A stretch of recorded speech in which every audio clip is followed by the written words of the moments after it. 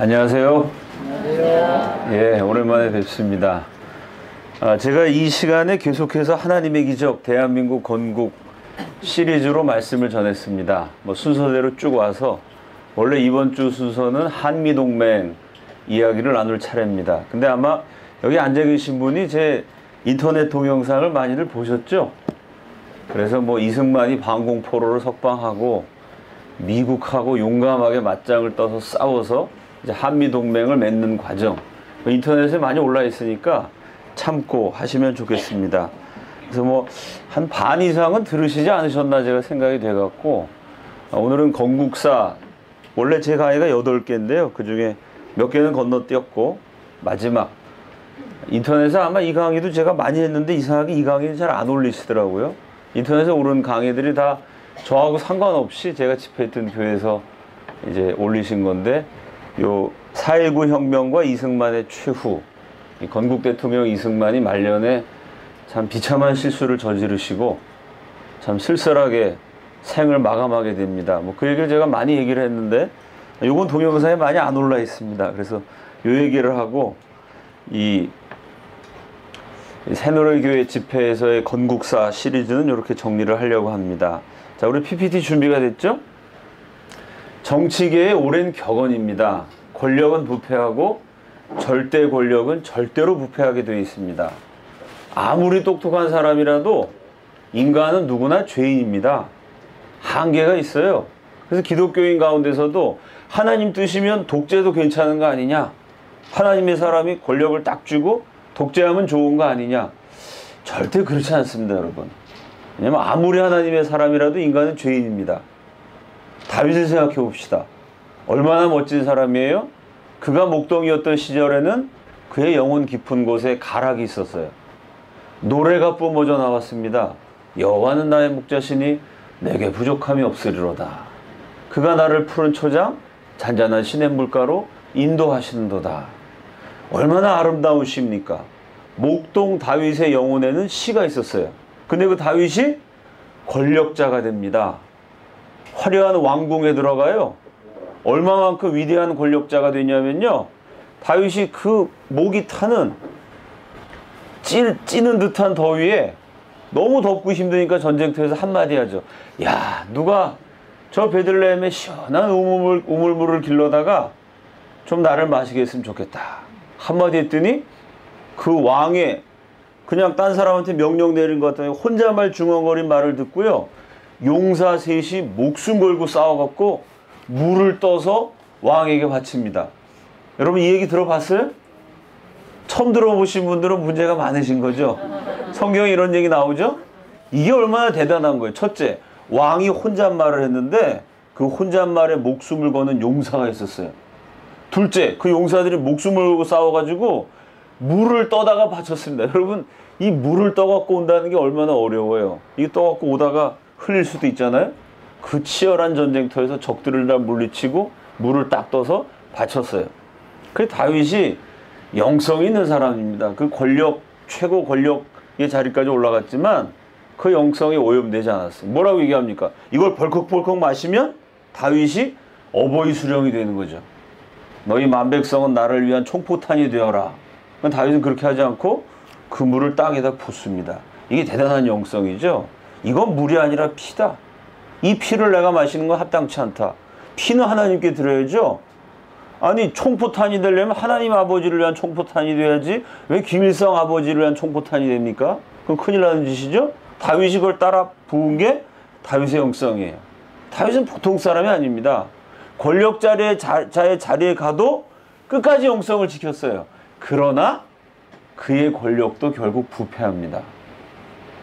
전쟁이 났는데 부하들 다 내보내고 혼자 왕궁에서 쉬다가 이저리 산책하다가 하필이면 또 그때 딱 타이밍 맞춰갖고 아리따운 여자 하나가 샤워를 해요. 지금처럼 이렇게 좀 그 유리에다가 이렇게 잘 안 보이게 선텐 같은 걸 해놨으면 좋았을 텐데 그게 또 훤히 보입니다. 그리고 다윗이 간음을 하고, 간음죄를 감추려고 자기가 취한 여인의 남편, 알고 보니까 충신 우리아였어요. 그 우리아를 불러다가 특별 휴가를 준다, 포상 휴가를 준다, 집에 가서 와이프랑 동침을 해라. 왜? 그 여자가 아이를 임신했는데 그 아이가 다윗 왕의 아이거든요. 그걸 감추려고 그렇게 참 치졸한 짓을 합니다. 근데 우리아가 아주 멋있는 사람이죠. 내 상관 요압 장군과 내 부하들이 다 지금 전쟁터에서 목숨 걸고 싸우는데 어떻게 저 혼자 편하게 먹고 마시고 와이프랑 동침할 수 있겠습니까? 안 합니다. 이야, 참 멋있는 사람입니다. 우리아가 멋있는 모습을 보이면 보일수록 다윗은 더 괴로워졌겠죠. 야, 저런 멋있는 부하를 내가 죽여야 되다니. 그래도 어떡합니까? 범죄를 은폐하려면 할 수 없죠. 우리아에게 네 상관 요압에게 이 명령서를 전달해라. 편지를 줍니다. 그 편지가 뭐죠? 전쟁이 나면은 우리아를 맨 앞에 세워서 돌격 시킨 다음에 우리아만 딱 남겨놓고 후퇴해라. 결국 적의 칼을 빌어 충신 우리아를 죽이는 그런 명령서를 보냅니다. 이 성경이 이게 참 드라마보다 더 드라마틱하죠. 야, 이 충신이 악한 왕으로부터 자기 자신의 죽음에 대한 명령서를 받아가지고 간신히면 가다가 뜯어서 읽어봤을 텐데 충신이다 보니까 그거를 그대로 전달해요. 자신의 사형 통지문을 전달하는 그 의로운 사람 우리아가 그렇게 비참하게 죽습니다. 그런 짓을 누가 했죠? 다윗이 했어요. 그 사람 어떤 사람이죠? 여호와는 나의 목자시니 내게 부족함이 없으리로다. 하나님만 나의 목자 되시면 내게 부족함이 없다고 말한 사람이 뭐가 그렇게 부족해가지고, 아니 부인이 예쁜 여자들이 여럿 있는데 말이죠, 자기 충신의 아내를 빼앗느라고 그 충신을 죽이고 온갖 참 인간 이하의 죄악을 저질렀습니다. 그게 뭐죠? 그게 권력이라는 거예요. 여호와는 나의 목자시니 부족함이 없으리로다 노래했던 시인이 권력자가 되니까 부패했고요. 절대 권력자가 된다면은 절대 부패했어요. 그래서 그 사람이 진짜 제대로 예수 믿는 사람이냐 아닌 사람이냐를 판가름하는 기준이 많이 있습니다. 그 중에 하나가 권력이죠. 권력 앞에서 무서워할 줄 아는 사람. 요거는 딴 사람 권력을 무서워하라는 얘기가 아니에요. 나에게 힘이 주어졌을 때, 나에게 자리가 주어졌을 때, 나에게 영향력이 주어졌을 때 두려워할 줄 아는 사람. 내가 죄인인데 이렇게 높은 사람 돼서 어떡하지? 내가 하나님 앞에 해결 못한 죄가 많은데 자꾸 이렇게 승진을 거듭하니 야, 이러다 내가 실수하면 어떡하지? 그 사람이 진짜 그리스도인이에요. 하나님 한 분만 섬기는 사람은 하나님 한 분만 섬기는데 권력이, 자리가, 성공이, 출세가, 부자 되는 게, 높아지는 게 얼마나 무서운 걸림돌이 되는지를 알아요. 왜? 그 위대한 다윗도 권력에 걸려 넘어졌어요. 마찬가지로 그 위대한 하나님의 사람 이승만도 절대 권력자가 되면서 절대로 부패하게 됩니다. 그 다음 장면이요. 이승만이 본격적인 몰락이 시작되던 해, 저는 1954년이라고 생각하는데요. 그때 이승만이 남해의 한 외딴 섬에 들렀다가 시를 썼어요. 이분은 평생 아주 시를 많이 남긴, 또 제 책에 나오지만 우리 역사상 최초의 신체시, 새로운 형태의 현대 시를 쓴 이 시의 역사, 문학의 역사에서도 빼놓을 수 없는 위대한 인물입니다. 이분이 가는 데마다 시를 많이 썼는데 1954년에 외로운 소나무라는 시를 썼어요. 한 외딴 섬에 갔더니 소나무들이 이렇게 고만고만한데 그 중에 소나무 한 고리가 큰 거예요. 하나만 우뚝 솟았어요. 그럼 여러분, 소나무 키가 비슷비슷하면요, 비바람 폭풍과 몰아칠 때 같이 맞겠죠. 내가 맞아야 될 바람을 내 앞에 있는 나무가 좀 맞아주겠죠. 키가 비슷하면요. 키가 작으면 덜 맞겠죠. 왜? 키 큰 소나무들이 다 가려주니까요. 근데 혼자 키가 커요. 그러면 사방팔방 바람을 다 맞게 됩니다. 그 소나무를 보면서 시를 읊었어요. 섬 안에 우뚝 자란 백척소나무, 홀로 고고하게 사시에 푸르렀네. 홀로 그렇게 고고하게 푸르른 건 멋있어요. 그러나 빼어나 우뚝하기 쉬운 일 아니거늘 그렇게 뛰어난 인물이 된다는 거는 참 인생살이가 어려워질 수밖에 없겠죠. 팔방에 끝없는 바람 혼자 받고 섰구나. 너무 뛰어나다 보니까 혼자 사방팔방 바람을 다 받아요. 1954년 이승만이 이 시를 썼을 때 그 소나무를 보면서, 이 당시 54년이면요 연세가 대략 이때 뭐 한국 나이로 치면 한 80쯤 되신 나이입니다. 본인의 80년 홀로 탁월했던 그 80년 생애를 회상하면서 반추하면서 사실은 소나무를 보면서 자신의 마음을 읊은 게 아닌가, 저는 그런 느낌이 들었습니다. 이승만은 정말 홀로 빼어났어요. 사방팔방 바람을 혼자서 담아줬습니다. 1898년 23살 젊은 나이에 조선 사람으로 처음으로 신문이란 걸 발명했어요. 신문을 통해 민주주의를 부르짖었어요. 한 걸음 더 나가서 그 당시에 120년 전에 미국식 대통령제를 채택해야 된다. 왕이 나라를 다스리던 시대는 지났다. 혁명을 일으켜서 왕을 쫓아내고 대통령을 중심으로 하는 민주공화국을 수립하자. 그때 벌써 민주주의 혁명을 추진했습니다. 그러다가 잡혀갖고 사형 선고받고 아주 온몸이 으스러지는 그 고문 후유증으로 91세에 돌아가실 때까지 하루도 빼놓지 않고 통증을 느끼는 그런 아주 잔인한 형벌을 받으셨어요. 누가 봐도 죽을 인생이었는데 구사일생으로 살아났어요.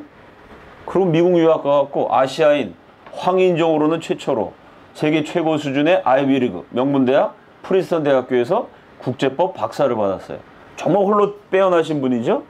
그 당시에 황인종 최초의 국제법 박사니까요. 본인이 잘 먹고 잘 살려면은 미국의 명문 대학 교수 돼갖고 얼마든지 편하게 살 수 있었습니다. 근데 그 황인종 최초의 국제법 박사가 뭘 했냐면은 독립운동을 하셨어요. 하루 종일 굶기도 하시고 생신날 사과 한 알 땅 드시는 거로 그냥 하루 종일 식사를 때우기도 하시고 그 세계 최고의 천재가 돈과 시간과 열정을 독립운동에 쏟아부었어요. 그래서 일본 놈들이 우리 독립투사한테 현상금을 내걸었거든요. 일제 36년 내내 현상금 제일 많이 걸렸던 인물이 이승만이에요. 근데 거기다가 보통 독립투사들은 불령선인, 이 천황폐하에게 순종하지 않는 조선인이라는 뜻이죠. 뭐 이런 죄목으로 많이 불렸는데 이승만은 특이했어요. 이승만 현상금 딱 붙여놓고 죄목이 뭐냐면 예수교의 거괴 이거였어요. 예수교의 거대하단 거자, 괴물이란 괴자죠. 아주 예수교의 거대한 이 우두머리, 아주 괴물, 나쁜 놈이라는 뜻이에요. 일본 사람들도 이승만이 얼마나 위대한 기독교인지를 알았다는 거죠. 30몇 년 그렇게 망명생활하면서 고생했어요. 그리고 미국이 이승만을 싫어해갖고 귀국을 못하게 했는데 우여곡절 끝에 미국하고 싸워가지고 단신으로 비행기 타고 한국에 왔습니다. 이 위대한 독립투사가 망명생활 마치고 김포공항에 딱 떨어졌을 때 마중 나온 사람, 한국 사람 몇 명이었을까요? 단 한 명도 없었어요. 혼자 딱 떨어져서 그때 그런 얘기를 합니다. 내가 지금 조선 땅에 돌아온 이유는 내 평생을 바친 한 가지 목적. 동양의 처음 예수교 나라, 동양 최초의 기독교 국가를 세우기 위함이다. 혼자 돌아오셔가지고 혼자서 많을 때는요 남로당의 그 남로당 공산주의 계열에 동의하는 국민들이 한 70%까지 됐습니다. 남한은 누가 봐도 공산화 될 수밖에 없는 나라였어요. 공산주의 위대한 혁명가들이 즐비했습니다. 그 공산주의와 목숨을 건 투쟁을 하죠. 그 가운데 몇 번이나 암살당할 뻔하고 미국도 이승만을 아주 제거하고 싶어 했어요. 왜냐하면 그 당시 미국은 정책이 친공산주의였거든요. 근데 늘 미국하고 싸우는 거예요. 니들 미국 놈들 멋모르고 공산주의랑 친하게 지내다가 큰 코 다친다, 당한다.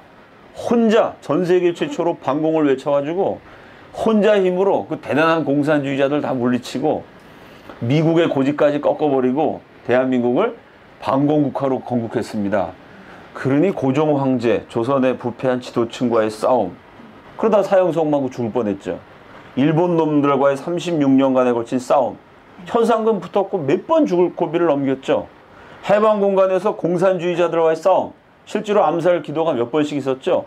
미국과의 싸움. 그 다음에 6.25 전쟁이 터져가지고 소련, 중국, 북한 연합군이죠. 사실상 소련제 무기로 무장한, 나중에 그 중공군이 참전한, 사실상 세계 3차 대전이라고 할 수 있는 6.25 전쟁을 끝까지 버텨갖고 거기서 어떻게 UN 16개국을 끌어들여서 대한민국을 지켰어요. 마지막에 전쟁하다가 미국이 지쳐가지고 야, 한국은 니네가 지켜라, 우린 철수한다. 그렇게 미국이 철수하는 바람에 공산화된 나라가 베트남이죠. 그리고 전쟁하다가 미국이 아예 골치 아프다 철수하는 바람에 다시 지금 내전이 일어난 게 이라크죠. 지금 이라크 다시 전쟁이잖아요. 미군이 이라크에 있었으면 전쟁 안 일어나죠. 제 말 이해가 되시죠? 한국이 이라크처럼 되고 베트남처럼 되는 거였어요, 원래는. 근데 이승만이 방공포를 석방하고 미국과 싸워서 미국이 한국을 못 떠나게 만들었어요. 그 바람에 지금 미국이 한국을 지켜주는 바람에 민족적으로 보면 좀 자존심이 상하는 얘기긴 하지만 북한이 핵을 갖고도 지금 못 쳐들어오고 있잖아요. 그렇게 미국을 딱 붙들어 놨어요. 제가 간략하게 얘기했지만 이게 혼자서 그 많은 일을 다 해낸다는 거는 이거 외계인이죠. 사람이 할 수 있는 일이 아닙니다. 그러다가 연세가 80이 되셨어요. 그래 죽을 고비를 수도 없이 넘겼고 실제로 고문당에 온몸이 망신창이가 돼갖고 23살 때부터 하루도 빼놓지 않고 고문 그 후유증으로 한 통증을 느끼셨고요. 그러다가 80이 딱 됐는데 끝없는 바람을 혼자 80년을 받았어요. 여러분 지금도 80이면은 대단한 연세인데요. 이제 1954년 당시에는 우리나라 평균 수명이 40세가 안 됐습니다. 37세, 38세였어요. 이 무렵에는요. 환갑잔치를 동네에서 다 같이 모여서 했어요. 왜? 그 동네 전체에 환갑까지 사시는 분이 그저 한 분? 많아야 뭐 두세 분? 환갑 되신 노인네가 어르신이 몇 분 계시다. 그럼 장수마을이 되던 시절입니다. 60까지 사는 게 아주 이게 온 동네가 잔치를 벌일 만큼 희귀한 일이었는데요. 그 당시 연세 80이셨다는 얘기는 지금으로 치면 120살이에요. 120살. 그러니 이 천재가 이쯤 되면은 지치셨어요. 몸도 자꾸 아파요. 거기다가 눈부신 성공을 거두었습니다. 한국에서나 이승만 독재자라고 욕하죠. 여러분 미국 사람들이 최고의 영웅을 대접하는 방법이 브로드웨이에서 카퍼레이드 하는 겁니다. 브로드웨이가 어딘지 아시죠? 거기 뮤지컬 공연 많이 하잖아요. 뭐 오페라의 유령, 뭐 레미제라블, 뭐 이런 아주 세계적인 오페라 공연 많이 하죠.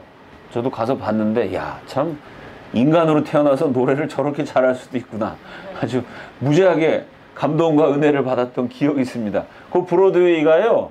남자들이 빠른 걸음으로 이렇게 한 바퀴 돌면 20분밖에 안 걸려요. 한 바퀴 돌면 20분 걸리는 동네에 그 오페라 극장들이 빽빽하게 들어서 있죠. 근데 그 좁은 동네에서 1년 동안 벌어들이는 돈이요. 아프리카에서 비교적 잘 사는 나라, 세계 200개국의 경제순위 한 50위쯤 되고 그 피라미드 뭐 이런 게 있어갖고 아주 세계적인 관광지로 유명한 이집트 전 국민이 1년 동안 버는 돈보다 브로드웨이 한 바퀴 돌면 20분 걸리는 그 동네에서 1년 동안 버는 돈이 더 많아요. 브로드웨이라는 데가 대단한 데죠. 그 브로드웨이에서 카퍼레이드를 해줘요. 미국 사람 가운데 20세기 브로드웨이에서 카퍼레이드 한 사람, 오늘날도 미국인들이 제일 존경하는 장군 맥아더가 제대했을 때 거기서 카퍼레이드를 했어요. 근데 그 브로드웨이에서 카퍼레이드한 외국 사람이 2명 있어요. 20세기에. 그 2명이 누구냐면 한 사람은 영국이 아주 자랑하고 존경하는 윈스턴 처칠 수상. 또 한 사람이 한국의 이승만이에요. 세계적인 인물입니다. 뉴욕타임즈 세계 최대 일간지에 이승만 박사가 살아계신 동안에 이승만에 대한 기사가 1200건이 실려요. 뉴욕타임즈, 워싱턴 포스트, 시카고 트리뷴 이런 미국의 세계적인 언론사에 실린 이승만 기사를 다 합치면 3000건이 넘어요. 미국, 영국, 프랑스 이런 세계적인 언론사 다 합치면 3만 건이 넘습니다. 단군일에 한국 지도자로 세계 최고 수준의 언론이 압도적으로 가장 많이 보도한 사람. 아마 한국 사람 가운데 이승만 빼놓고 나머지 한국 사람에 대한 세계 최고 수준의 언론이 보도한 내용을 다 합쳐도 이승만보다 숫자가 적을 거예요. 미국 최고의 언론사에서 이승만이 살아있을 때 3000건이 넘는 기사가 실립니다. 그러니 80세가 되셔갖고 너무 고생 많이 해서 지칠 대로 지쳤는데 동시에 눈부신 성공을 거뒀어요. 그러니까 이 양반이 교만해지셨어요. 교만한데 몸은 맨날 아파요. 연세 한국 지금 요즘 지금 120살쯤 되셨으니까. 그러니까 이승만 박사가 건강할 때는요. 밑에 그 부하들이 밑에 있는 그 강요들이 각하 지금 국민들이 각하의 정책을 이렇게 싫어하고 잘못되고 지적합니다. 그래? 그럼 국민들 말 들어야지. 각하 야당이 지금 이렇게 비난하고 있습니다. 아 그래? 정치는 원래 그런 거니까 뭐 야당이 욕한다고 신경 쓰지 마. 그분이 75세 뭐 이때만 해도 그렇게 넘어가셨어요. 근데 이 무렵 되니까 교만해지신 데다가 몸도 자꾸 아프니까 각하 국민들이 아니 지금 국민들이 정신 못 차리고 지금 감히 어디다 대고 까부는 거야. 각하 야당에서 그놈들 그 감옥에 쳐놔야 되겠는데? 이렇게 돼버리신 거예요, 이분이. 그 사실 인간적으로 이해가 되죠? 여러분도 그렇지 않습니까? 여기 부모님 많으시잖아요, 그죠? 뭐 대단한 대통령까지 아니라 그냥 평범한 부모님인데요. 내가 건강하고 싱싱할 때 애가 뭐 사줘 그러면 사주는데, 내가 지금 아프고 직장에서 스트레스 엄청 받아갖고 병원 가야 되는데 아이가 뭐 애가 막 뭐라 그러면 누굴 닮아서 막 그러냐고 하면서 뭐 누굴 닮긴 누굴 닮아 날 닮았지. 그럼 짜증을 한번 내게 되잖아요. 인간 심리가. 제 말이 이해가 되시죠? 그렇게 되신 거예요.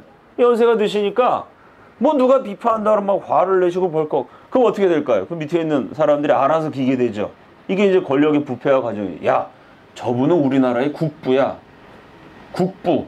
나라야. 실제로 국부라고 존경했어요, 전 국민이. 야, 국부께서 화를 내시니까 연세도 많으신데 건강이 편찮으시면 어때? 어떻게? 그러니까 국부가 화낼 만한 보고는 드리지 마. 그건 우리가 처리해. 그럼 어떻게 되죠? 각하. 잘 되고 있습니다. 각하. 국민들이 각하를 다 존경합니다. 각하. 야당 놈들이 떠드는데 신경 안 쓰셔도 됩니다. 그래? 그러면 그렇지. 그럼 어떻게 되죠? 점점 교만해지시면서 바보가 되죠. 우리 현대사는 이승만, 박정희 같은 천재가 나중에 얼마나 어처구니 없는 바보가 되는지를 아주 생생하게 보여주는 교훈입니다. 이 동양 최초의 국제법 박사 황인종 최고의 천재가 우리 역사 5,000년 최고의 인물이 나중엔 바보가 돼요. 간신배들한테 둘러싸여서 지금 이 간신놈들이 나라를 엉망진창으로 만들어서 백성들은 비참해지고 고통스러운데 대통령 이승만은 나라가 잘 돌아가고 국민들이 나를 다 존경하고 그러는 착각 속에 빠지게 됩니다. 이걸 인해장막이라 그러죠. 사람들의 장막에 둘러싸여서 나라가 어떻게 돌아가는지 현실을 못 보는 참 바보 같은, 그러면서 교만한, 그러면서 늙고 지친 노쇠한 권력자가 되어버립니다. 참 우리 역사의 비극이죠. 그 다음 장면이요. 이렇게 자꾸 부패가 진행되면서 결국은 이승만과 자유당 정권이, 잘 들리시죠? 이승만과 자유당 정권이 넘지 말아야 될 선을 넘게 됩니다. 1954년에 이승만 대통령이 48년부터 대통령이 되셔갖고요. 우리 헌법에는 대통령을 2번 하면 3번째는 못하게 돼 있어요. 3선 금지 조항이 있었습니다. 근데 이승만 대통령이 물러나면은 2가지 문제가 생겨요. 첫째는 이승만만한 인물이 없습니다. 미국을 상대하고 공산화를 막고, 아니 소련 주변에 유럽의 20개, 아시아의 20개, 40개국이 다 공산화됐거든요. 소련 주변에서 공산화 안 된 딱 한 나라가 대한민국입니다. 그러니까 전 세계에서 소련의 위성국화, 소련으로 인한 공산화를 막은 단 한 명의 인물이 이승만이에요. 그러니까 이승만만한 인물이 없었던 것도 사실이에요. 또 하나 문제는 뭐냐면요. 이승만 박사 이렇게 노쇠해지니까 그 이승만한테 잘 보이면 밑에 있는 사람들이 아주 부귀영화를 누릴 수 있거든요. 근데 이승만이 대통령 2번 하고 물러나야 돼. 그 이승만이 물러나고 다른 사람이 대통령이 되면 내가 누리던 기득권을 뺏겨야 돼요.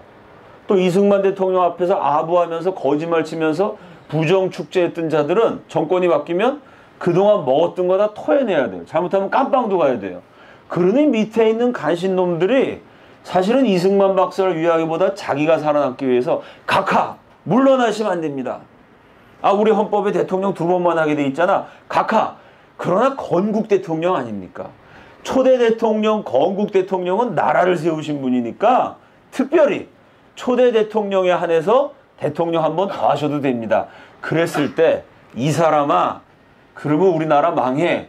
이렇게 끊으셨으면 지금 아마 대한민국 전국에 이승만 대통령 동상이 다 있을 겁니다.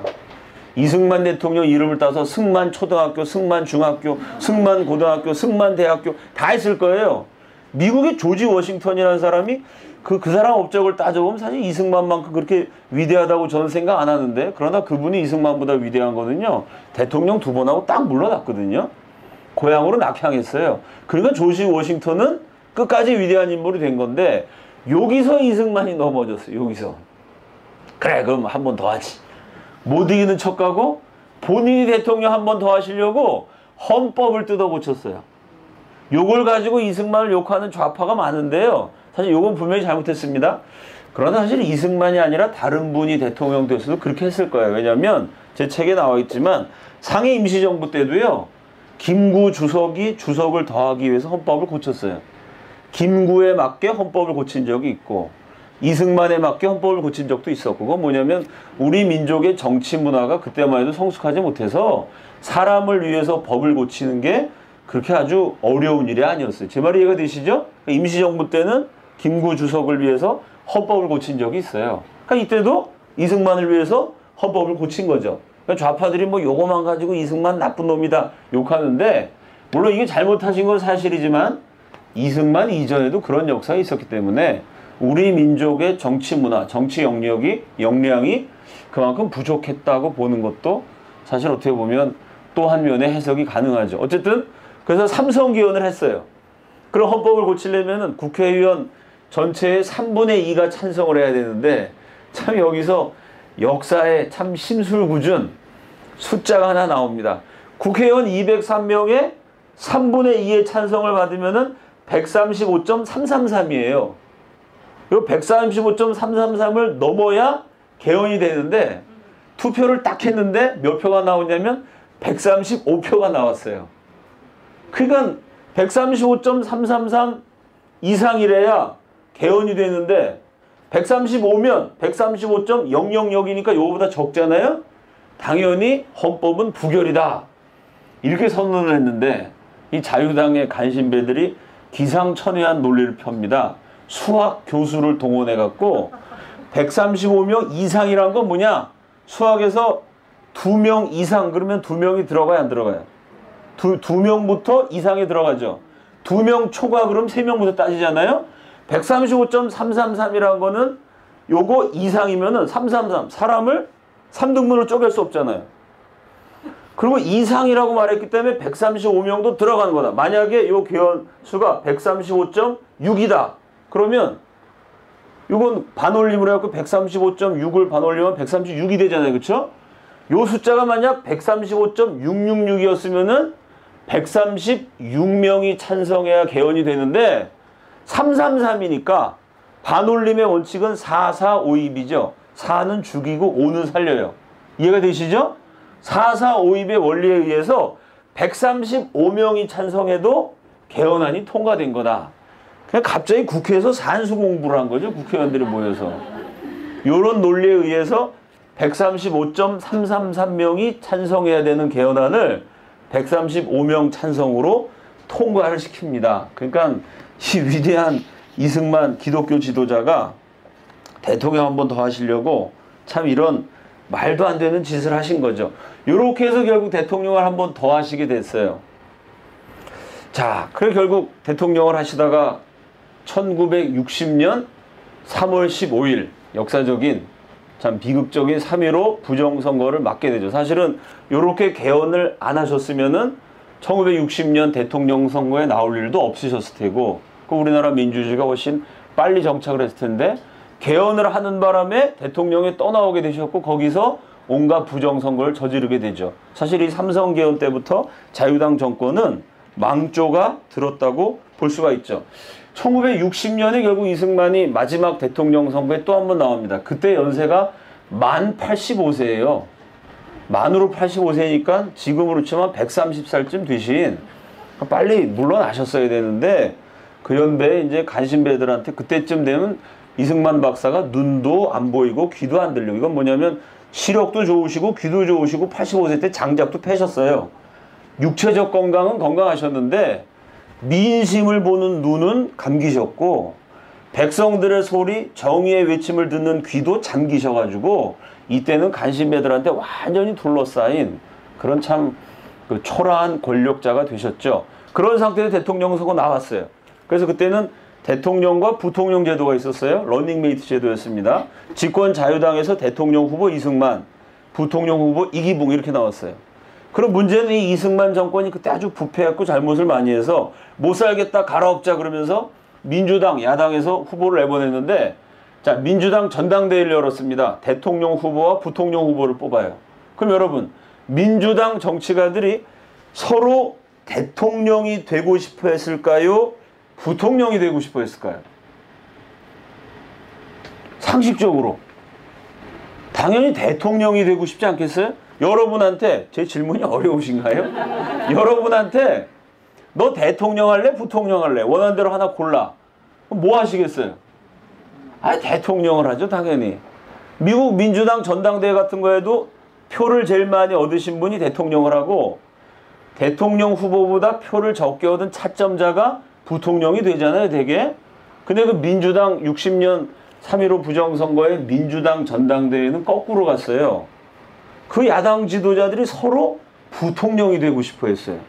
왜 그러냐면은 여러 가지 실정도 하고 잘못도 하셨지만 이승만 박사는 대한민국을 건국하시고 공산화를 막으시고 북한의 침략까지 물리치시고 거기다 미국 원조까지 받아서 전 국민을 먹여 살린 분이셨기 때문에 잘못을 많이 하셨지만 그래도 국민들은 이승만을 존경하고 지지했어요. 그 야당 지도자들이 대통령 후보로 나가봤자 이승만한테 진다는 걸 알았어요. 그래서 민주당 후보들이 서로 부통령이 되려고 애쓰는 진풍경이 벌어집니다. 또 부통령이 되려고 애썼던 이유 중에 하나가요. 그 당시 우리나라 헌법에 대통령 유고 시에 부통령이 대통령직을 승계한다고 되어 있어요. 그럼 이승만 박사가 85세니까 사실 언제 돌아가실지 모르거든요. 그럼 이승만 박사랑 맞붙어서 선거 나와서 떨어지느니 부통령이 되면 가만히 있다가 이승만 박사가 돌아가시면 자동적으로 대통령을 물려받게 돼요. 그래서 민주당의 두 거물 정치인 장면 씨와 조병옥 씨가 서로 부통령이 되려고 붙었는데 결국 장면 씨가 표를 더 많이 얻었어요. 그래서 표를 많이 얻은 장명 씨는 만세 그러면서 부통령 후보로 나가고 표를 적게 얻은 조병옥 씨는 눈물을 흘리면서 대통령 후보가 됐어요. 이 진풍경이죠. 그건 무슨 얘기냐면 이때까지 그래도 이승만이 이렇게 존경을 받았다는 거예요. 이 얘기가 왜 중요하냐면 이승만이 대통령을 더 하려고 3.15 부정선거를 저지른 건 아니에요. 부정을 안 했어도 이승만은 대통령이 될 수 있었어요. 그거는 민주당 후보가 서로 부통령이 되려고 싸웠던 것에서도 여실히 증명이 되죠. 그럼 왜 부정선거를 했느냐? 이승만은 대통령 되는 게 따놓은 당상이에요. 누가 이승만이랑 맞붙어도 이승만이 이길 거라고 대부분 생각을 했어요. 게다가 울며 겨자 먹기로 하기 싫은 대통령 후보에 나섰던 조병옥 씨가 암으로 미국 가서 치료를 받다가 선거 기간 동안에 돌아가세요. 그러니까 그나마 민주당 후보로 나왔던 분이 돌아가시니까 두 사람이 붙어서 투표하던 게 이승만에 대한 찬반 투표가 됐어요. 이거 누가 봐도 혼자 출마해갖고 반대하는 국민이 반만 넘지 않으면 대통령 되는 거니까 이승만이 대통령 되는 건 기정사실이었어요. 근데 왜 부정선거를 했느냐? 문제는 부통령이죠. 부통령 후보로 나온 이기붕이라는 사람은 부정부패한 사람이었고 이승만 대통령이 그 이기붕 씨를 후계자로 선택한 이유는 되게 고분고분했어요. 그분이. 거기서 이제 이승만 박사가 크나큰 후계자 선정에 있어서 실수를 저지르신 거죠. 나라를 사랑하고 백성들을 위해서 각하 정신 차리셔야 됩니다. 지금 국민들이 다 이렇게 굶고 배고프고 힘든데 간신배들한테 둘러싸여서 뭐 하십니까? 이런 바른 소리 하는 사람 후계자로 선택했어야 되는데 이기붕 씨는 아주 이승만 박사에게 아부도 잘하는 고분고분한 순한 인물이었습니다. 거기다가 경쟁력이 약했어요. 그러니까 이기붕 씨하고 장면이 붙으면은 누가 봐도 이건 장면이 이깁니다. 여러 가지 면에서 봐도 장면 박사가 유능하신 분이셨어요. 그러니까 자유당 입장에서는 다급하죠. 이승만 대통령이 돼도 부통령이 장면 씨가 되면 이승만 대통령이 연세가 많이 드셔갖고 돌아가시면 장면한테 야당한테 정권이 넘어가거든요. 그럼 그동안 부정부패하고 거짓말했던 게 다 드러나서 깜빵도 가야 되고 잘못하면 죽을 수도 있고 부귀영화 못 누린 건 당연하고 그러니까 자유당 정권이 이기붕 씨를 당선시키기 위한 조직적인 부정선거를 저지릅니다. 그 3.15 부정선거 하나만 놓고 보면은 이승만 박사를 얼마든지 욕해도 괜찮아요. 그건 정말 잘못했어요. 3.15 부정선거. 두 가지 잘못을 했죠. 첫째는 총체적인 부정을 했고요. 둘째는 그 부정선거를 3월 15일 날 했어요. 그날이 제 생일이거든요. 나를 좀 잘 고르시지. 제가 역사 가리키니까 제 생일날 3월 15일 날 역사적으로 무슨 일이 있었나 쫙 조사해봤더니 좋은 게 하나도 없어요. 3.15 부정선거 그다음에 대량 살상 무기가 많이 개발됐어요. 그날. 또 로마의 로마 제국을 세운 줄리우스 시저, 율리우스 카이사르가 또 그날 브루터스여 넘어져도 뭐 이러면서 암살당한 날이 그날이에요. 뭐 죽고 암살당하고 부정 저지르고 뭐 이런 것만 쫙 아주 고뇌에 찬 날에 3월 15일이. 그 부정선거 어떻게 저질렀느냐? 뭐 무기명, 기권표를 전부 다 이기붕표로 둔갑시키고, 그 다음에 사실상 공개선거 해갖고 누구 찍었는지 알게 해갖고 저 이기붕 안 찍는 사람 막 때리기도 하고, 투표함 전체를 바꿔치기 하기도 하고요. 이렇게 투표를 했는데 그거를 버리고 이기붕 씨 투표 많이 한 거 그걸 갖다 주기도 하고, 또 제일 악랄한 수법 중에 하나는 투표하기 전에 전국에 있는 경찰서장의 사표를 미리 받았어요. 그건 무슨 얘기일까요? 예를 들어 도남동 경찰서장한테 사표를 미리 쓰라 그런 거 무슨 얘기죠? 도남동에서 장면시 표가 더 많이 나오면 너는 잘리는 거야. 이게 아주 악랄한 거죠. 이런 총체적인 부정으로 결국은 이승만 92%, 이기붕 78%, 압도적인 승리로 자유당이 이깁니다. 그러나 선거 당일에 벌써 이 부정선거에 항의하는 의로운 국민들의 시위가 잇따랐겠죠. 선거하는 그날 3월 15일 내 생일날 말이죠. 벌써 10명이 죽고 70명이 다쳤어요. 이 끔찍한 사태 아닙니까? 한 80명이 피비린내 나는 피투성이가 되는 유혈창극이 벌어졌습니다. 그거 이승만 박사가 그걸 딱 보고 야 이거 선거 어떻게 한 거야 도대체. 정신을 차리셨어야 되는데 막 데모하고 문제가 벌어진다 이렇게 이승만 박사가 놀라셔갖고 장관들 모아갖고 야 뭐 왜 이렇게 데모하고 사람이 죽고 난리야? 물어봤더니 장관들이 뭐라고 대답했을까요?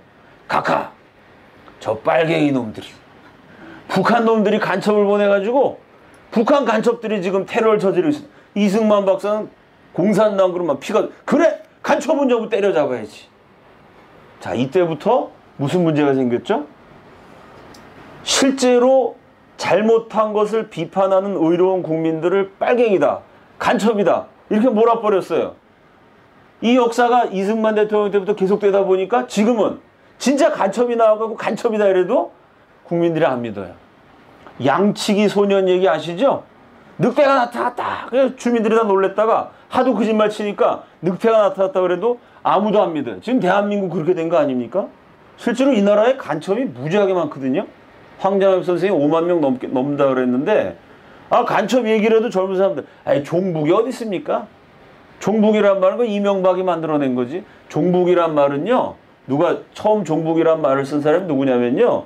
홍세화. 나는 파리의 택시 운전사 뭐 이런 책 쓴 저 노동당 지금 현재 있는 노동당만 옛날에 진보신당 만든 사람이죠. 진중권 아시죠? 좌파 이 사람들이 좌파들이 민주노동당이라는 정당이 들어가 보니까 아니 거기 이 좌파 그 사람들 말로는 진보죠. 진보 마르크스주의 뭐 이런 정당을 건설하려고 가보니까 거기 김일성 주사파들이 있다는 거예요. 그래서 좌파가 만든 말이 종북이에요. 그 이명박이 만든 말이 아닙니다. 좌파가 같은 좌파 가운데 김일성주의자들 비판하는 말로 만든 게 종북이에요. 근데 지금 종북 이런 말 하면 에이 그거는 뭐 옛날 이승만 박정희 때부터 독재자들이 그렇게 만들어낸 거다. 이렇게 지금 애국 세력들이 욕을 먹는 단초를 여기서 자유당 정권이 제공한 게 사실입니다.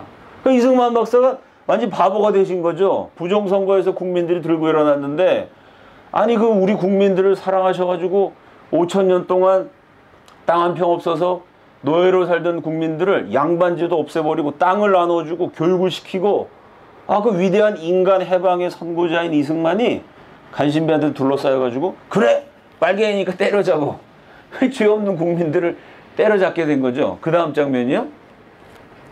그래서 이미 100여 명 3월 17일 선거 끝나고 이틀 지났을 때 죽고 다친 사람이 100명이 넘었어요.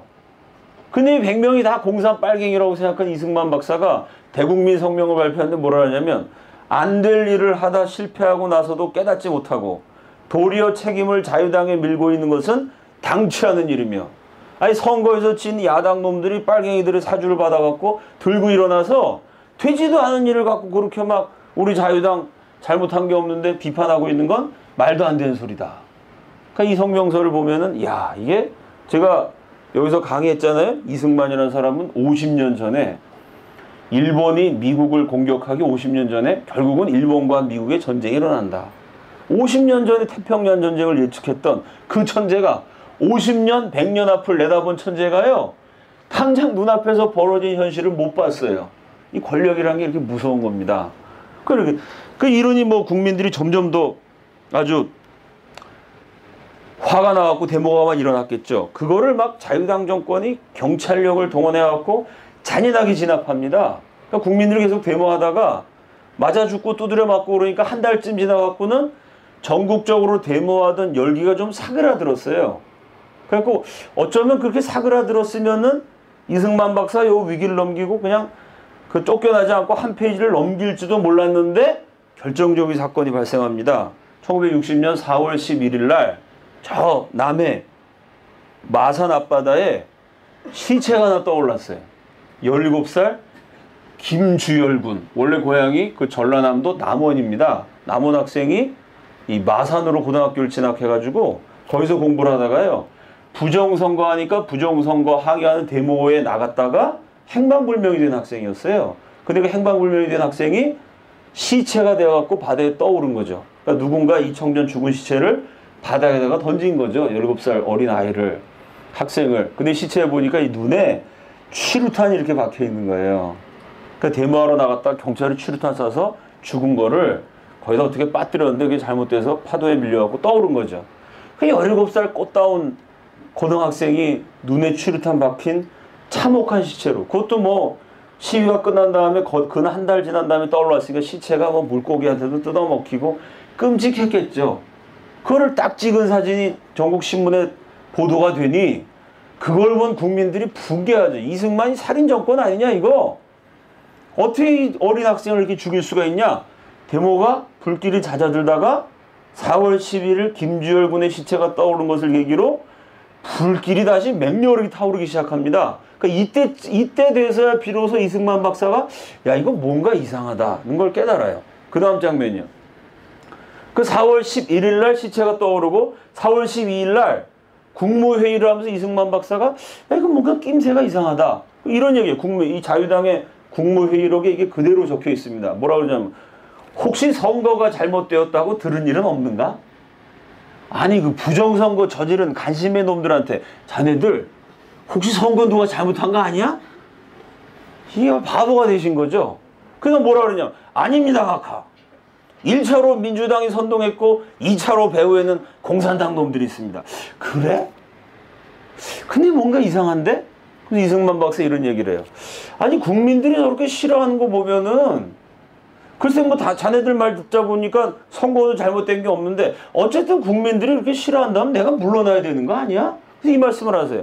대통령을 사임하고 다시 자리를 마련하는 이외에는 도리가 없다고 보는데 내가 뭘 잘못했는지 모르지 어쨌든 국민들이 데모하면은 뭘 모르지만 이거 내가 물러나야 되는 거 아니야? 이 기록이 그대로 남아 있습니다. 이거 뭘 말해주죠? 이때 이분이 굉장히 간신배들한테 둘러싸였지만 그 마음속에는 애국심이 있었고 끝까지 나라 사랑하는 마음이 있었다는 얘기죠. 뭔진 모르지만 국민들이 이렇게 싫어한다면 이거 내가 물러나야지. 국민들이 싫어하는데 내가 왜 대통령을 해? 이 순수하신 분이셨어요 사실은. 이분이 마지막까지. 근데 간신들이 아닙니다 각하. 이 위기를 넘기시고 공산대력을 때려잡으시고 통일하셔야 됩니다. 뭐 이런 바람에 그냥 차일피일 시간이 흘러갔어요. 그 다음 장면이요. 그러다가 이렇게 시위가 점점 많아져갖고 4월 17일 날 서울에서 마산 김주열 최초의 시위가 시작됐던 곳도 마산이고요. 가라앉다가 김주열 군의 시체가 떠오른 것도 마산이고요. 그 시위가 전국적으로 번져서 4월 17, 18쯤 되면은 서울에서 특히 고려대 학생들이 앞장서갖고 학생들이 어깨동무하고 이렇게 데모를 하잖아요. 여러분 이걸 보세요. 학생들이 데모하는데 여기 무슨 몽둥이 같은 거 없죠? 돌도 없죠? 다시 말해서 평화적인 시위를 했어요. 이때 시위 내용이 뭐냐면은 이승만 물러가라가 아닙니다.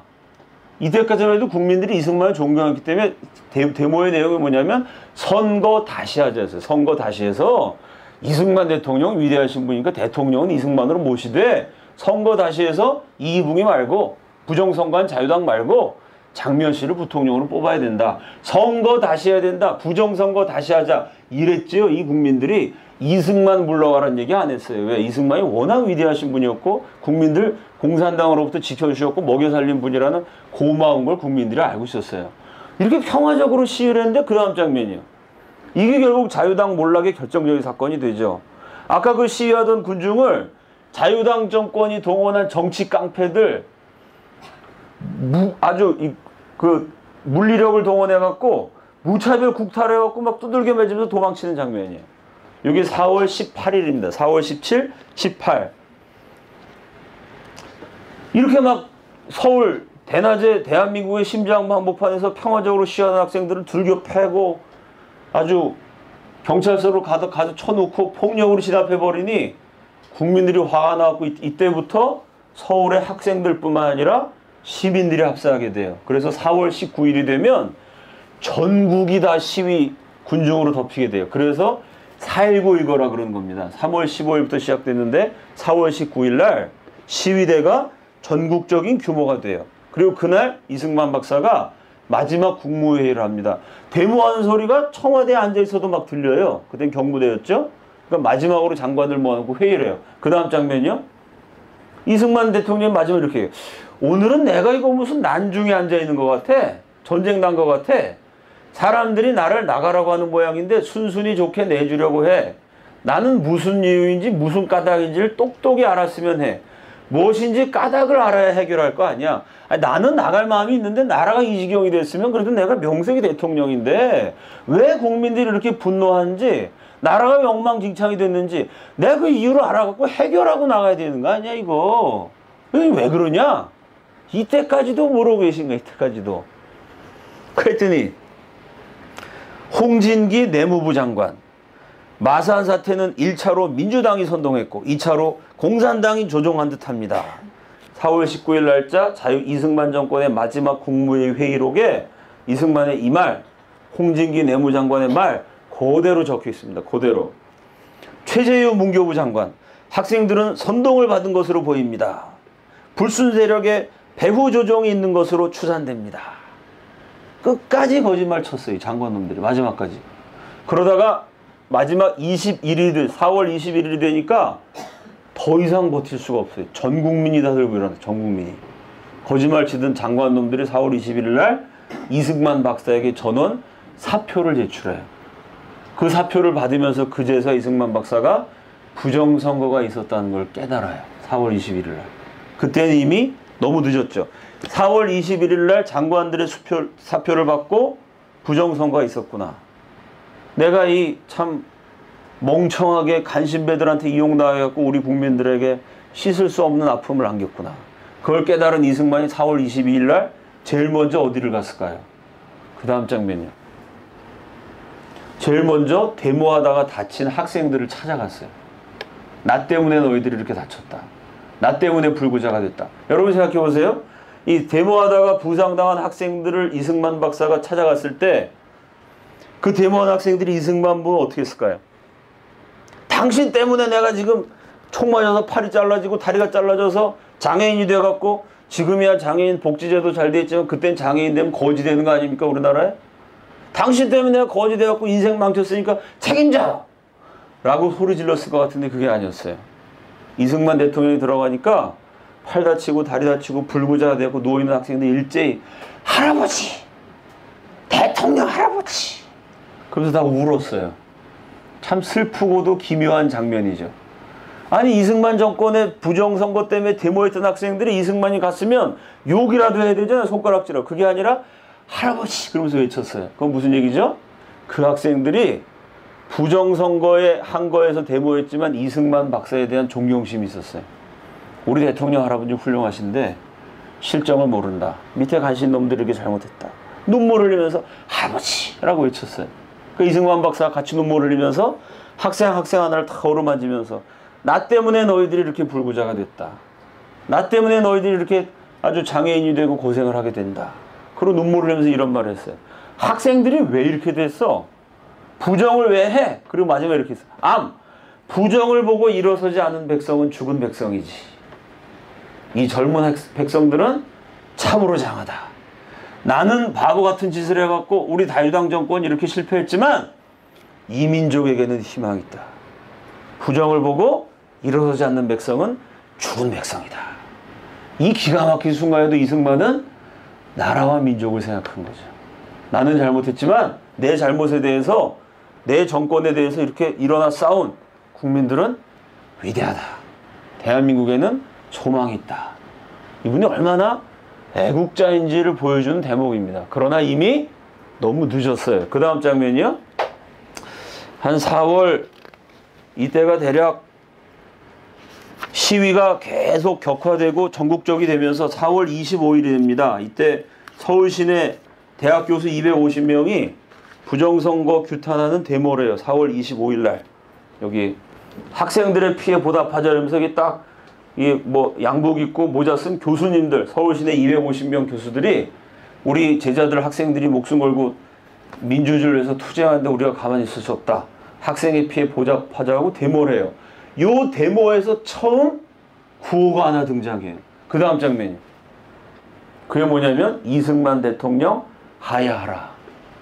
이게 4월 25일 날 나와요. 이전에는 전국적으로 데모했지만 누구도 이승만 물러나라 이렇게 데모한 사람이 없어요. 이 희한하지 않아요? 아 지금 세월호가 하나 깔아앉았다고 박근혜 물러나라고 데모라는 판인데 4.19로 187명이 죽었습니다. 근데도 이승만 물러나라는 얘기를 안 했어요. 그만큼 이승만 박사가 존경을 받았다는 얘기죠. 4월 25일 날 드디어 이게 나와요. 이승만 대통령 하야하라. 이게 역사적인 구호가 나옵니다. 부정선거 다시 하자 정도가 아니라 선거를 다시 할 정도가 아니라 이건 이승만 물러나야 된다. 대통령 자격이 없다. 요 이승만 대통령 하야하라 라는 말을 처음 하신 분이 위대한 국어학자 조윤재 선생. 그분의 묘비에 스스로 살아생전에 자신의 묘비명을 지으셨어요. 묘비명이 뭐냐면 생어민족 사어민족. 살아도 민족을 위하여 죽어도 민족을 위하여. 역시 그분도 위대한 애국자셨어요. 일제시대 때 일본어만 하도 우리가 두들겨 맞으니까 일제시대 때 우리 국어학자 역사학자들의 고민을 보면요. 나라가 없잖아요. 조선인이 일본인한테 동화돼야 되는데 일본에 동화될 수 없는 우리 민족만의 정체성, 우리 민족만의 특질이 뭐냐? 그하고 그 시대 선각자들이 고민을 많이 해요. 그냥 우리 나라도 뺏기고 아주 조선시대 말기에 먹을 게 없어서 국민들 맨날 굶어 죽고 지금이야 대한민국 이렇게 잘 살지만 비참한 나라였거든요. 우리는 정말 이렇게 못난 민족이냐? 비참한 민족이냐? 그게 아니다. 우리 민족도 뭔가 자부심을 가질 만한 특질이 있다. 그거를 많이 연구를 했는데 이 위대한 국어학자 조윤재 선생이 말한 게 뭐냐면은 우리 조선인의 민족성은 은근과 끈기다. 들어보셨죠? 여기 연세 드신 분들 들어보죠. 우리 한국 사람 은근. 요즘은 그런 말 안 해. 한국 사람에 무슨 끈기가 있습니까? 빨리빨리죠. 빨리빨리. 지금은 우리 민족성에 대해서 그렇게 말 안 하는데 그때 은근과 끈기 이게 조선인의 멋이다. 이 말을 처음 하신 분이 조윤재 선생입니다. 그분이 이승만 대통령 하야하라. 이 얘기를 처음 해요. 그러니까 제 책에도 썼지만 이 4.19 혁명은 대단한 사건입니다. 물러나야 되는 이승만도 대단한 애국자였어요. 그 이승만 물러나라고 외친 조윤재도 대단한 애국자예요. 역사라는 게 이렇게 참 깊이가 있는 거죠. 우리 민족을 정말 사랑한 이승만에게 물러나라고 외쳤어요. 4월 25일 날 물러나라고 딱 말했더니 그 다음 날 4월 26일 날 이승만 박사가 국민이 원한다면 물러난다. 이렇게 깨끗이 물러나요. 그러니까 여러분 요 이승만하고요. 요새 몇 년 사이에 자스민 혁명이라는 거 있었잖아요. 생각해보세요. 개명한 2010년대 지금처럼 문명이 발전한 시대에도요.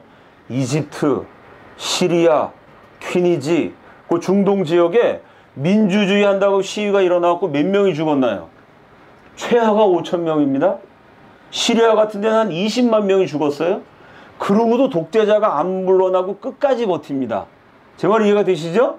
2010년도에 중동에 그것도 석유 팔아고 돈 많이 버는 잘 사는 나라에서도요. 독재자들이 물러나지 않으려고 버티다가 최하 10,000명씩 20만 명씩 막 죽어나갔어요. 근데 1960년에 이승만은 세계에서 제일 가난한 나라였는데 4월 25일 날 대통령 물러나라. 시위대가 딱 얘기했더니 4월 26일 날 국민이 원하면 물러난다. 깨끗이 물러났어요. 물러나기까지 이분이 간신배들한테 휩싸여갖고 실정을 제대로 못 보신 것은 잘못이시지만 물러나란 말 듣고 깨끗이 물러남으로써 희생을 최소화한 업적은 높게 평가해야 됩니다. 동의하시죠 여러분? 25일 날 물러나 26일 날 깨끗이 물러나셨어요. 그리고 결국은 하와이로 망명하십니다. 하와이로 떠나신 것도 아예 망명하신 게 아니고 뭐 이승만 대통령이 물러났는데 전국이 혼란스럽고 이승만 대통령이 한국 땅에 있으면 야 그래도 이승만 박사가 국부인데 저렇게 물러나게 하면 되냐? 다시 모셔야 된다 이런 사람도 있고, 아니다 그거 쫓아내야 된다 그렇고, 이승만 박사가 있는데 민주당이 정권을 잡은 다음에 이승만 박사 밑에서 장관했던 부정부패자들을 처형을 해야 되거든요. 처형도 하고 뭐 깜빵에도 쳐놓고 정리해야 되는데, 이승만 박사가 있으면 아니 그거 내가 잘못했지 그 장관을 왜 잘라? 이러면 또 이게 정치개혁도 좀 문제가 생기고, 여러 가지 참 이승만 박사가 한국에 있는 게 좀 여러 가지 걸림돌이 되니까 밑에 있는 사람들이 이렇게 제안합니다. 아이 박사님 바람이나 좀 쐬고 오시죠. 바람 쐬고 오시라 그래갖고 하와이로 떠나가셨어요. 그랬다가 결국 다시는 못 돌아오게 되시죠. 근데 하와이로 비행기 딱 오를 때 이승만 박사가 전 재산을 다 들고 가셨어요. 비행기 타고. 전 재산이 뭐냐? 가방이 4개인데 하나는 이승만 박사의 옷, 또 하나는 프란체스카 여사의 옷, 또 하나는 이승만 박사 연세가 많으셔서 드시던 약하고 그날 점심 도시락, 마지막 4번째는 50년 넘게 쓰신 고물 타이프라이터. 이게 이승만 박사의 전 재산이었어요.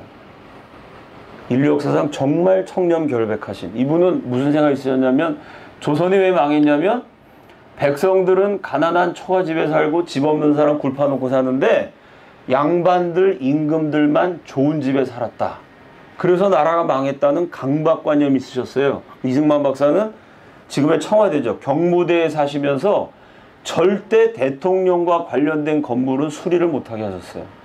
경무대에 막 비가 새면 바켓으로 비를 받아가면서, 6.25 전쟁 때는 그 연세가 80 다 되신 노인네가 땀띠가 많았는데 땀띠약을 갖다 주면 그거를 다 군인들한테 나눠주고, 평생을 정말 그렇게 아끼고 가난하게 사셨던 분인데 한국을 떠날 때도 정말 빈손으로 그렇게 떠나셨어요. 자, 하와이에 가셔가지고 마지막 날들을 보내시는데 거기서 한국을 계속 돌아오고 싶어 하셨어요. 근데 이승만 박사가 하와이에 가 있는 동안 각하 전국이 시끄럽습니다. 조금만 있다 가시죠. 조금만 있다 가시죠. 결국 하와이에 묶여 있다가 이승만 박사 오고 싶어 했는데 그 사이에 5.16 혁명이 일어나고 군인들이, 박정희 장군이 집권을 하게 되죠. 박정희 대통령은 우리나라 경제 개발하려면 한일 국교 정상화를 해야 된다. 우리한테 36년 동안 우리 민족을 괴롭혔던 일본하고 외교를 맺자는 거예요. 그랬더니 막 전 국민이 반대해서 데모했죠. 그때 데모에다가 깜빵 갔다 온 사람이 이명박이라는 대학생이 하나 있었죠. 그 사람 나중에 대통령도 됐죠. 그렇게 막 한일 국교 정상화, 굴욕적인 한일 국교 정상화에 반대한다 이러면서 막 시위대가 전국을 뒤엎었으니까, 그때 시위대가 누굴 생각했겠어요? 우리 이승만 대통령은 일본에 대해서는 끝까지 싸우셨는데 독도가 우리 땅이 되도록 만든 것도 이승만이고요. 이승만이 얼마나 뛰어난 외교관이냐면요, 대한민국 정부를 딱 수립하자마자 일본의 외교관을 보내갖고 영토 문제를 협상을 했어요. 영토 문제 뭘 갖고 따졌을까 이승만이? 독도는 우리 땅이다. 이건 하수들이 하는 짓이에요. 독도는 당연히 우리 땅이에요. 그러니까 독도가 우리 땅이라고 얘기하면 일본이 아니다. 그럼 독도 때문에 논쟁이 붙잖아요. 신성한 우리 국토를 가지고 논쟁하는 것을 이승만은 참을 수가 없었어요. 외교관을 보내서 뭘 얘기했냐면 대마도는 우리 땅이다. 이렇게 얘기했어요. 이게 이승만이에요. 그동안 한국과 일본의 외교가 어떻게 전개됐냐면요, 우리는 일본이 뭐라 하냐면 독도가 우리 땅이다 그래요. 우리가 아니야, 독도는 한국 땅이야. 독도는 일본 땅이야. 막 싸우다가 일본이 어떻게 하냐면 그래, 독도 니네 땅 해. 그 대신 다른 거 내놔. 이게 외교거든요. 독도 문제에 대해서 일본이 양보해주는 조건으로 우리도 일본한테 뭔가를 양보했어요. 그거 우리가 손해잖아. 원래 우리 땅인데, 그죠? 이승만 걸 꿰뚫은 거예요. 그래서 어떻게 했느냐. 대마도 내놔. 대마도 우리 땅이야. 일본이 야, 여기 어떻게 니네 땅이냐? 우리 땅이지. 아니야, 우리 땅이야. 그럼 우리 땅인데? 그래, 그럼 대마도 양보할게. 딴 거 내놔. 이게 이승만의 외교예요. 이해가 되시죠? 그러니 한일 국교 정상화한다 그러니까 국민들이 대모하면서, 야, 이승만 박사는 말년에 그 간신배들 때문에 부정선거했지만 일본에 대해서는 자존심을 지켰고 또 평화선이라는 거 만들었으니까 평화선이 그냥 이승만이 세기조도 펼쳐놓고 마음대로 그은 거예요. 선을 딱. 선을 거놓고 어떻게 하면 여기는 우리 바다 이렇게 했어요. 그리고 그 선을 피스라인, 평화선이라고 지었어요. 그래서 그 선을 넘어오는 일본 배는 전부 다 그냥 다 잡아버린 거예요. 가둬버린 거예요. 그 선을 왜 평화선, 이 한국 바다를 그냥 마음대로 그어놓고 왜 평화선이라고 그랬을까요? 그게 이승만의 아주 외교력이죠. 이 라인을 하나 그어놓고 이게 평화선이다 그러면요, 일본 배가 그 선을 넘었다가 잡히면 세계 언론이 어떻게 보도하겠어요? 일본 배가 평화선을 넘었다. 이렇게 쓰면 미국 독자가 그걸 보고 아니 일본 놈들은 왜 평화선을 넘나? 평화를 지켜야지. 평화를 깨뜨린 나쁜 놈이네. 이렇게 생각할 거 아니에요. 그죠? 그래서 평화선, 피스라인이라고 불렀어요. 일본에서는 그걸 뭐라 하냐면 이승만 라인이라고 고쳤죠. 그 이승만 네가 마음대로 그러니까 이승만. 원래는 이승만 라인입니다. 근데 그걸 평화선이라고 해갖고 일본은 평화를 깨뜨린 놈 이러면서 마음대로 바다에다 줄 그어놓고 넘어오는 일본 배는 그냥 다 잡고 그 일본 배를 납포한 다음에 일본 정부한테 우리가 이거 풀어줄 테니까 얼마 내나 그러고 돈 뜯어냈어요. 그래 일본에 대해서 정말 자존심이 강하셨던 일본한테 당한 거를 아주 다 받아내려고 그러셨던 분이죠.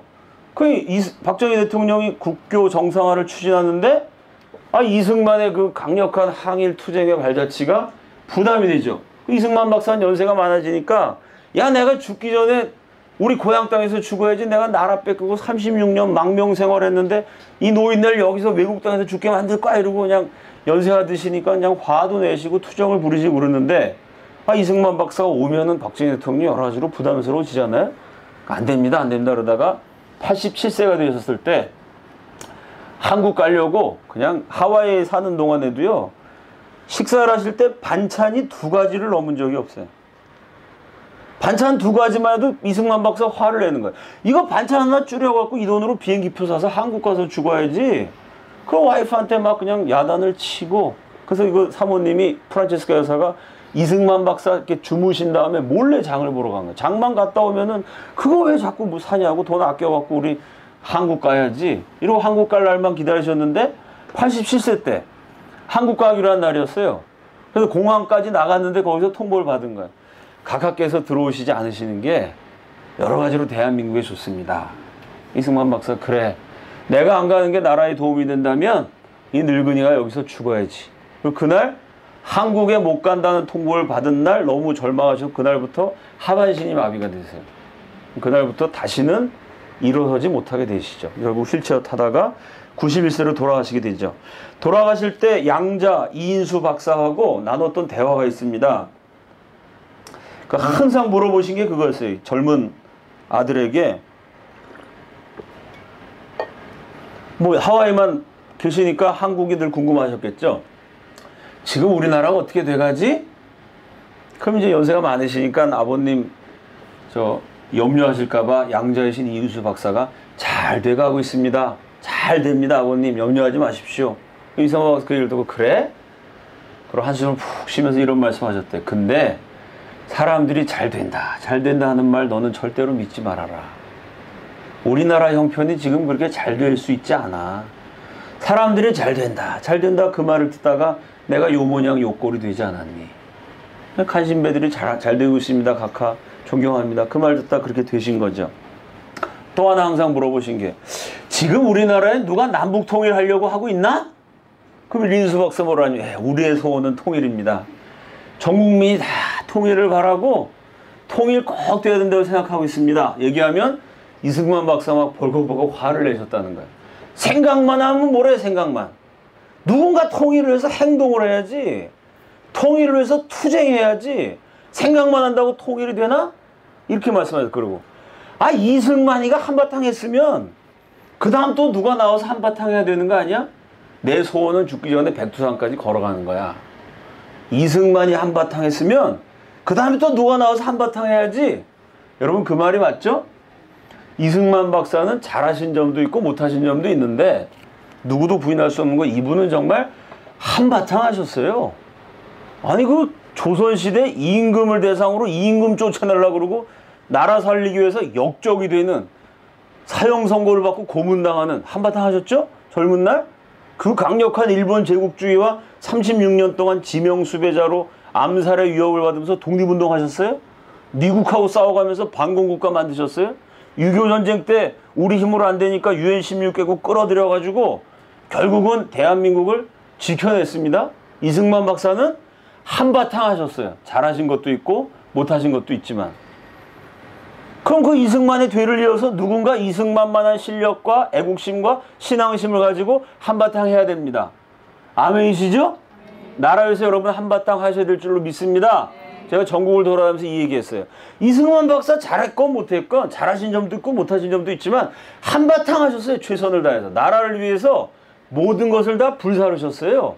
그럼 뒤를 이은 세대도 뭔가 한바탕 해야 되지 않습니까? 라고 제가 강의를 했더니요. 강의할 때마다 제 강연을 들으신 분들이 찾아왔어요. 목사님, 제가 사업하는 사람인데 돈 벌 만큼 벌었습니다. 기도하는 가운데 자꾸 하나님이 야, 너 혼자 잘 먹고 잘 살라고 너 예수 믿은 거냐? 나라가 이렇게 흔들리는데 기독교 정신으로 한번 정치계에 뛰어들어 봐라. 아유, 하나님, 정치계에 들어가면 스타일 구기고 무슨 뭐 청문회다 뭐다 검증 다 신상 털리고, 아이 그 더러운 물에 왜 들어갑니까? 그냥 돈 벌고 잘 먹고 잘 살립니다. 근데 하나님 자꾸 부담을 주시더래요. 그래서 제 강연을 듣고 야, 나도 한바탕 해야 되겠다. 그 저한테 기도해달라고 찾아왔어요. 목사님, 제가 지금 돈 벌 만큼 모았는데 몇 년 후에 시장 선거에 출마하려고 그럽니다. 그 도시가 아주 불교 뭐 이런 거로 유명한 도시인데요. 내가 이 기독교 시장이 돼가지고 기독교 정신을 갖고 도시 하나를 얼마나 기독교적으로 멋지게 만들 수 있는지 내가 한바탕 하겠습니다. 한 분이 찾아왔어요. 제가 또 교사들 모인 자리에서 한바탕 해야 됩니다 얘기했더니 또 선생님 몇 분이 찾아오셨어요. 지금 역사교육이 자꾸 좌편향되고 좌경화되고 종북적인 교육이 들어가는데 제가 그냥 조용히 가르치기만 했는데 애국심을 가르치는 교사가 되겠습니다. 이 교육 현장에서 내가 한번 나라 민족을 위해서 싸워보겠습니다. 제 강연을 듣는 학생들이 찾아왔어요. 아, 맨날 스펙 쌓고 학점하고 뭐 명문대학 들어가고 좋은 직장 들어가고 그게 인생 전부인 줄 알았는데 저 굶어 죽는 북한 동포를 위한 부담을 자꾸 주셨다는 거예요. 그래서 북한 동포를 위해서 뭐 사진전도 하고 뭐도 하고 하려고 그러면 자꾸 부모님이 말리더래요. 야, 그거 나중에 네가 취직 잘하고 네가 자리 잡히면 그때도 늦지 않아. 그래도 망설였는데 목사님, 제가 젊었을 때부터 행동하겠습니다. 북한 동포에서 기도하겠고 북한 동포 구출하는 일에 저도 알바도 뛰고 사진전도 하고 투쟁하겠습니다. 한바탕 하려는 사람들이 저에게 수도 없이 연락을 했어요. 나라 위해서 행동하는 진정한 크리스찬 투사들이 이곳에서도 일어나 한바탕 하기를 예수님의 이름으로 축원합니다. 그러다 결국은 91세가 되셨을 때 식사를 하시고 아, 오늘은 모임 피곤한데? 그리고 침실에 딱 들어가서 누우셨는데 못 깨어나셨어요. 8일이 지난 다음에 결국 세상을 떠나셨습니다. 1965년 7월 19일 91세를 일기로 파란만장한 생애를 마치게 되죠. 그래서 결국은 그날 식사 시간에 하셨던 말씀이 마지막 유언이 됐어요. 그 식사 시간에 무슨 말씀 하셨냐면 밥을 딱 놓고 식사 기도를 하셨어요. 그 기도가 대한민국 건국 대통령의 유언이 됐죠. 그 기도는 이승만 박사는 평생을 주무실 때 사모님이랑 같이 서로 성경을 읽어줘요. 남편이 아내에게 성경을 읽어주고 아내가 남편에게 성경을 읽어주고 서로 성경을 읽어주고 성경 말씀 생각하면서 기도하다가 주무시는 것이 23살에 예수 믿은 이후에 68년 동안 습관이셨어요. 그분이 마지막 유언이 된 식사 기도도 역시 그 성경 말씀이었습니다. 근데 그 말씀은 우리나라가 해방되고 나서 한국에 들어오신 이승만 박사가 젊은이들에게 늘 설교하셨던 말씀이었어요.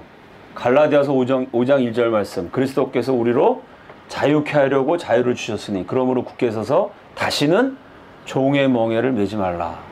갈라디아서 5장 1절 말씀을 가지고 이제 광복을 되찾은 식민지 출신 청년들에게 늘 설교하셨어요. 하나님이 우리에게 나라를 되찾게 하셨습니다. 그러니까 젊은 학생들 공부 열심히 하고 예수 똑바로 잘 믿고 기도 열심히 해서 다시는 우리 민족이 남의 노예가 되어갖고 종의 멍에를 매면 안 됩니다.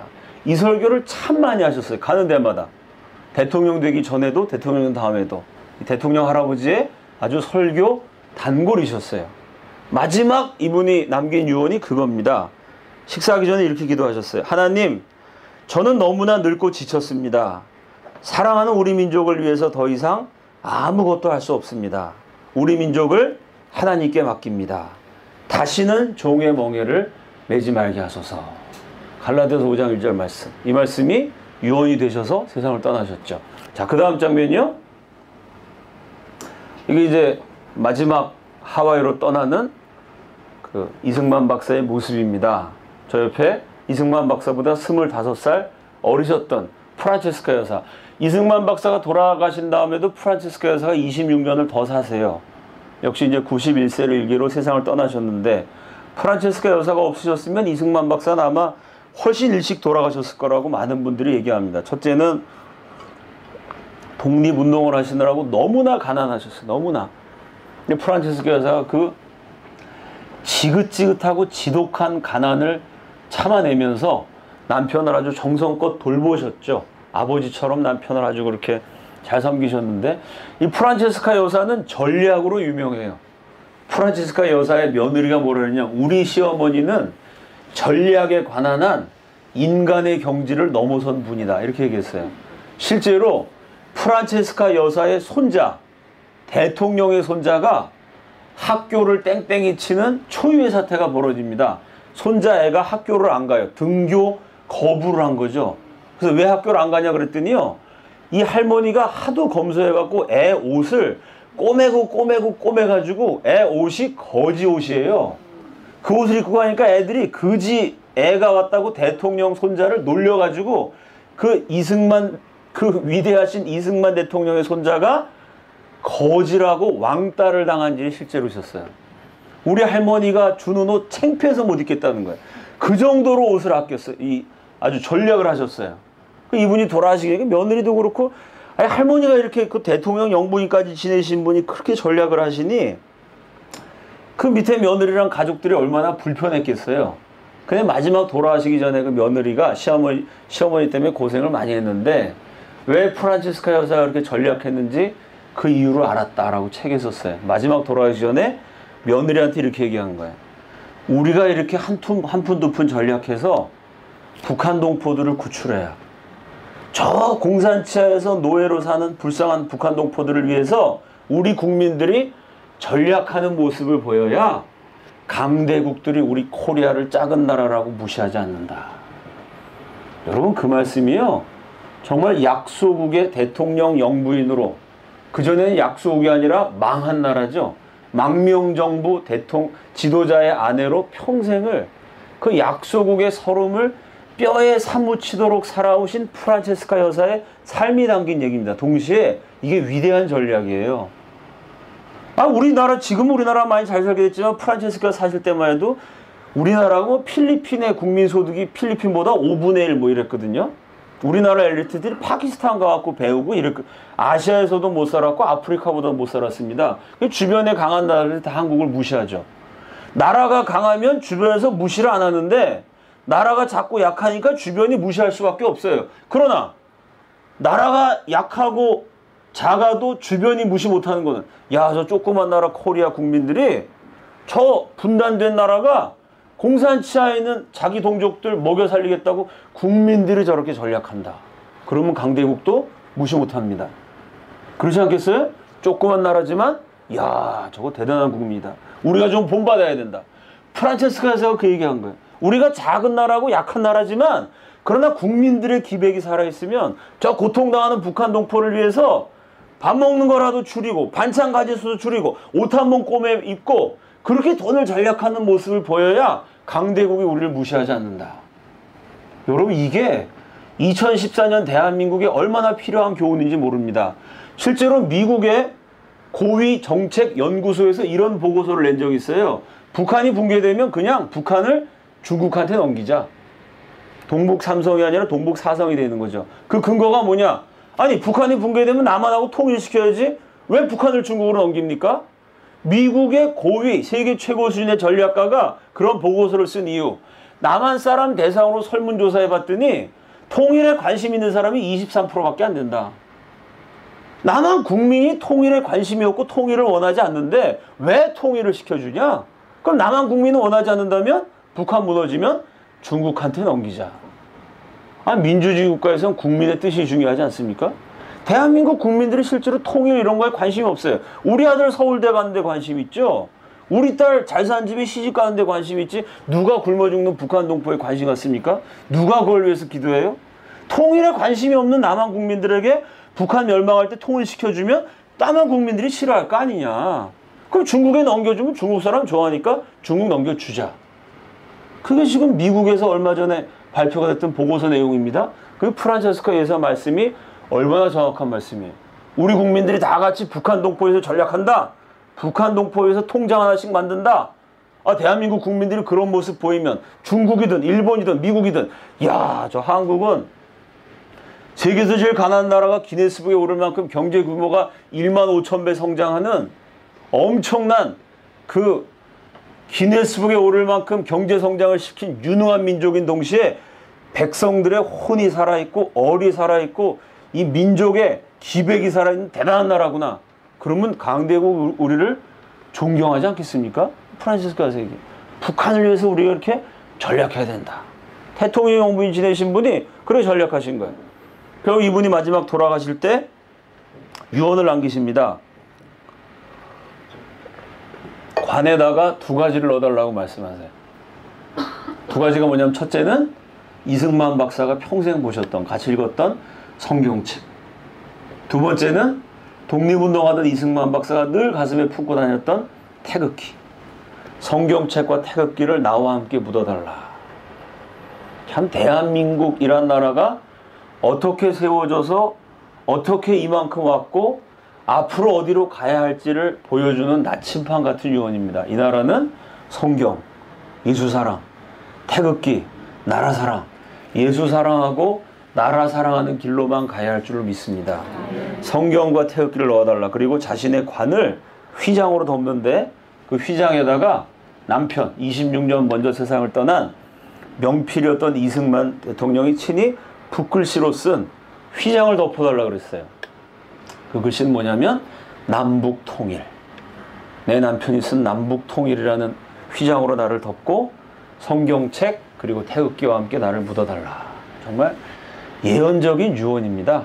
우리가 태극기 붙들고 하나님 말씀 사모하면서 남북통일을 이루어낼 줄로 믿습니다. 프란체스카 여사의 마지막 유언은 이거였어요.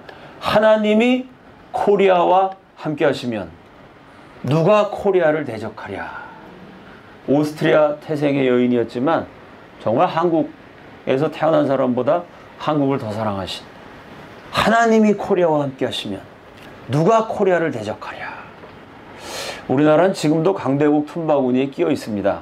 많이 발전했다 그러지만 문제는 우리 주변에 있는 나라는 5,000년 동안 항상 우리보다 강했어요.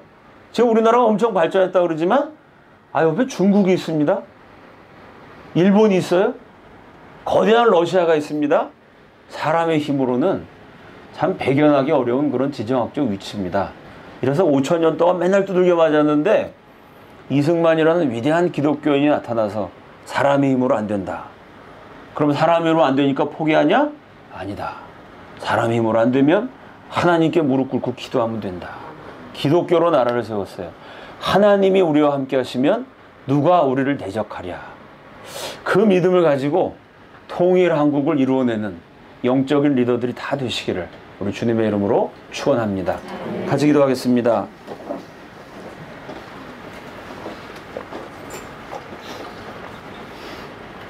나라가 어려울수록 근본으로 돌아가야 됩니다.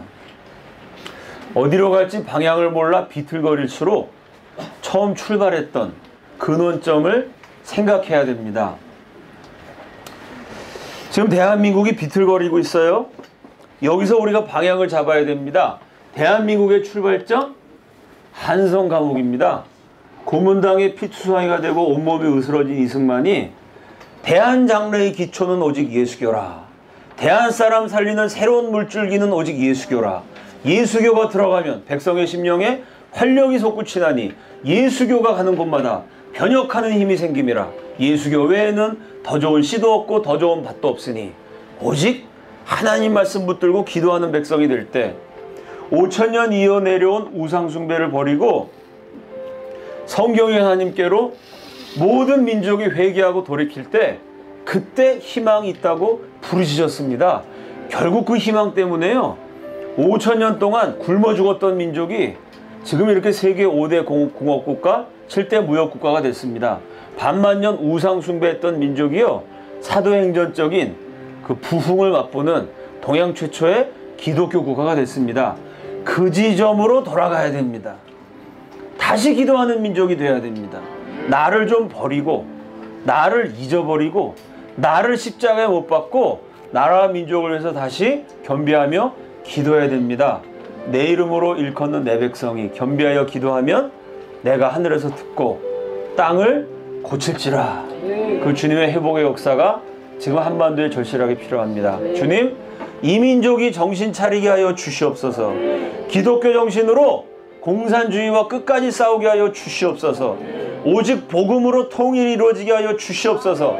김일성, 김정일, 김정은의 우상은 무너지고 우상 숭배하는 종북주의자들 척결되고 기독교 정신으로 통일이 이루어지며 얼어 죽고 맞아 죽고 굶어 죽는 고통당하는 북한 동포들은 해방되게 하여 주시옵소서. 한국교회가 다시 깨어 기도하게 하여 주시옵소서. 성령의 불길이 이 땅 가운데 맹렬하게 타오르게 하여 주시옵소서. 나라와 민족을 위해서 주여 한번 외치고 다 함께 통성으로 기도합니다. 주여!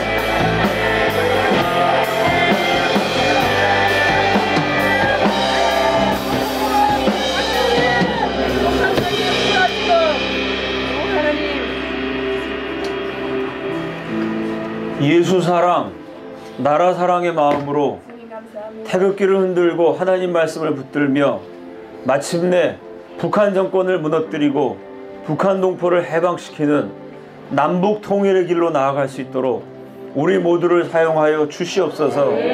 나라가 흔들립니다. 대한민국이 비틀거립니다. 요동치고 혼란스러울수록 우리가 출발했던 그 근원을, 출발선을 다시 생각합니다.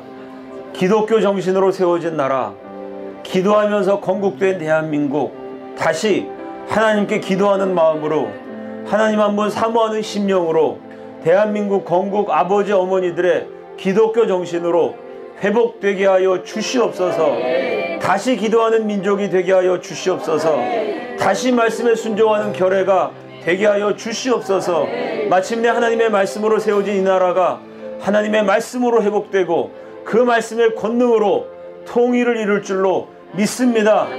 통일 한국을 이끌어가는 영적인 리더, 중보 기도자들, 국가 기도자들이 다 되도록 우리 모두를 사용하여 주시옵소서. 예수님 이름으로 기도드립니다. 아멘.